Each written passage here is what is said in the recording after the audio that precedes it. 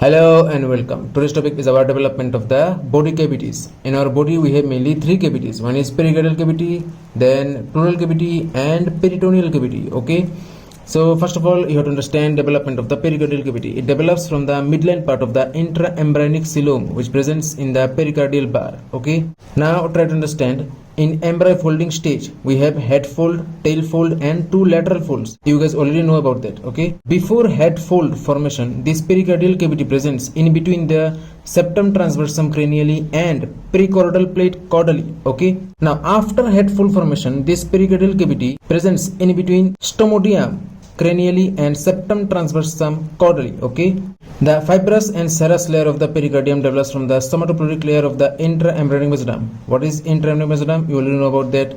What is somatopleuric layer? You already know about that. And the visceral layer develops from the splanchnopleural layer of the intraembryonic mesoderm. So this is the overall development of the pericardial cavity. Now development of the pleural cavity.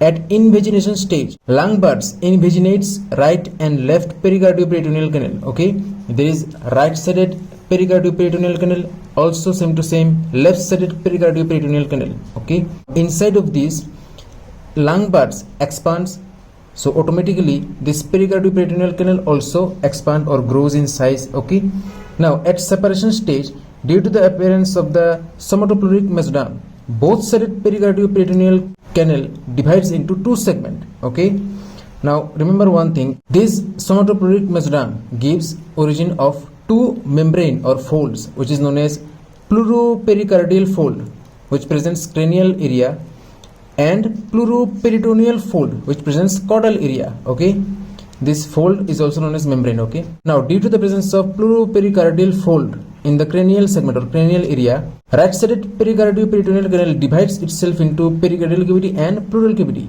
Same to same happens in the left side also. Okay, and due to the presence of pleuroperitoneal fold in the caudal area, right-sided pericardioperitoneal canal divides itself into pleural cavity and peritoneal cavity in the right side and same to same in the left side. Okay, both folds, both pleuropericardial and pleuroperitoneal folds merges together at septum transversum region, and at the 6th week these both folds this has opening, these openings are get closed. Okay, now continuous growth of the lungs leads to the expansion of the pleural cavity which pushes the septum transversum downward. Okay, now development of the peritoneal cavity.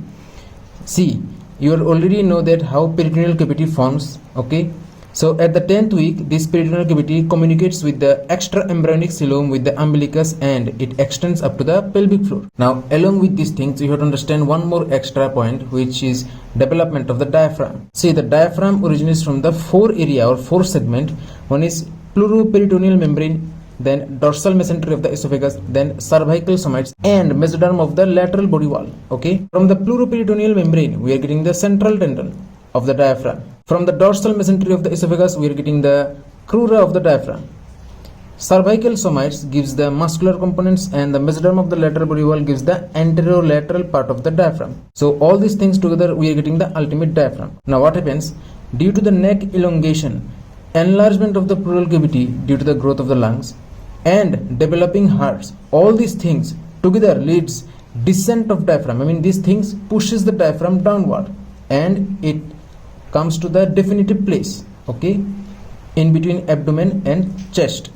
Now the whole process takes place from 4th week to the 6th week of intrauterine life. Diaphragm gets pierced by the inferior vena cava, esophagus and aorta. Now these things we'll talk about later. So I hope you will understand about this body cavity and see you in my next video. Then bye.